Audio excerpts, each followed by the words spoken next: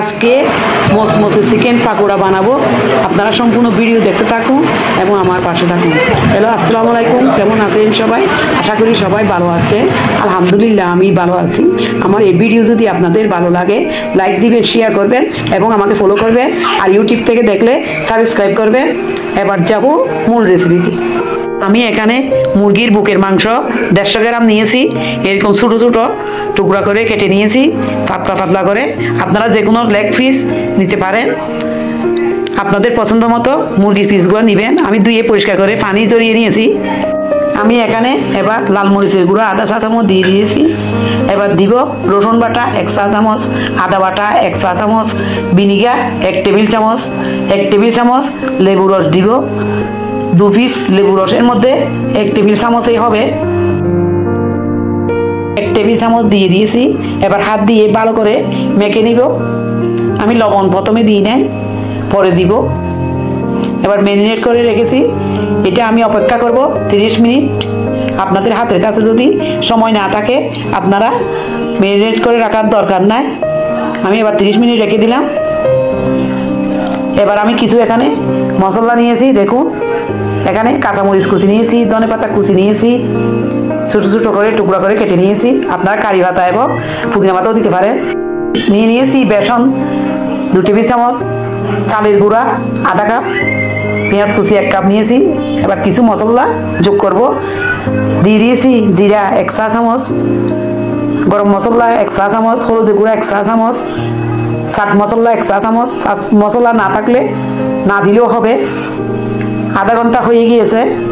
এবার একে একে সব মশলাগুলো আমি দিয়ে দিব। সব উপকরণগুলো আমি দিয়ে দিচ্ছি। চালের গুঁড়া দিয়ে দিলাম, বেসন দিয়ে দিলাম। এবার দিয়ে দিচ্ছি মশলাগুলো, অন্যান্য উপকরণ যা আছে সব দিয়ে দিব। পেঁয়াজ কুচিও দিয়ে দিয়েছি, ধনেপাতা কুচি দিয়ে দিলাম, দিয়ে দিব কাঁচামরিচ কুচি, সব শেষে দিয়ে দিব লবণ পরিমাণ মতো। এবার হাত দিয়ে ভালো করে মেখে নিব। প্রথমে আমি পানি দিব না, ভালো করে মেখে এইরকম স্টিকি হবে, একটু শক্ত। তারপর অল্প অল্প পানি দিয়ে আমি মিক্স করে নিব। এরকম যখন মাখানো হয়ে যাবে এবার দিয়ে দিব একটু বেকিং সোডা, আধা চা চামচ দিয়ে দিয়েছি। বেকিং সোডা দিলে একটু মচমচে হবে, না দিলেও হবে, কিন্তু বেকিং সোডা দিলে পাকোড়াটা মচমচে হয়। একটু পানি দিয়ে আমি হাত দিয়ে মেখে নিচ্ছি। দেখুন, পানিটা যতটুকু আপনাদের প্রয়োজন ততটুকুই আপনারা দিবেন। এবার চুলার মধ্যে একটা কড়াই দিয়েছি, রান্নার রেগুলার তেল দিয়ে দিচ্ছি। ডুবো তেলে পাকোড়াটা ভাজতে হবে। এবার তেল গরম হয়ে আসলে পাকোড়াগুলো আমি দিয়ে দিচ্ছি। পাকোড়া আপনাদের পছন্দ মতো করে দিবেন। আমি 2 পিস মাংস নিয়ে একটা পাকোড়া বানিয়ে নিলাম। ওভাবে আমি ভেজে নিচ্ছি।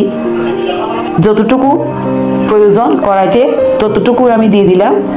এরকম করে আমি ভেজে নিব। দেখুন, উল্টে পাল্টে পাকোড়াগুলো আমি ভেজে নিচ্ছি। জালটা মিডিয়াম টু লো মধ্যে রেখেছি যেন পুড়ে না যায়। পাকোড়াটা আমি নিয়ে নিয়েছি। এবার বাকি পাকোড়া যে আছে ওইটাও আমি ভেজে নিব। চুলার আঁচটা বেশি পরিমাণ দিলে ভিতরে কাঁচা থেকে যাবে, উপরে পুড়ে যাবে। আমি বাকি পাকোড়াটাও আমি ভেজে নিচ্ছি। জালটা মিডিয়াম করে রাখতে হবে, তাহলে পাকোড়াটা ভিতরে সিদ্ধ হবে। এই পাকোড়াটাও আমি উল্টে পাল্টে ভেজে নিয়েছি। এগুলিও আমার ভাজা হয়ে গিয়েছে। এবার আমি উঠিয়ে নিচ্ছি। পাকোড়াগুলো আমি একটা প্লেটের মধ্যে নিয়ে নিয়েছি, টিস্যু দিয়ে রেখেছি যেন বাকি তেলগুলা শুষে নিয়ে যায়। দেখুন কতটা লোভনীয় হয়েছে, খেতেও দারুণ হয়েছে। দেখুন আমার মেয়েটি এখন খাবে। কালামুনি খুব টেস্টি হয়েছে। আপনাদেরও বাসায় যদি বাচ্চা থাকে, ছেলে মেয়ে থাকে, খুব সহজে এভাবে বানিয়ে দিতে পারবেন। স্কুলের টিফিনে খুব সহজে এভাবে বানিয়ে দিবেন, ওরা মজা করে খাবে। সকাল বিকেলের নাস্তা হিসেবেও এই পাকোড়াটা রাখতে পারেন। আশা করি আপনাদেরও ভালো লাগবে। সবাই ভালো থাকবেন। আল্লাহ হাফেজ।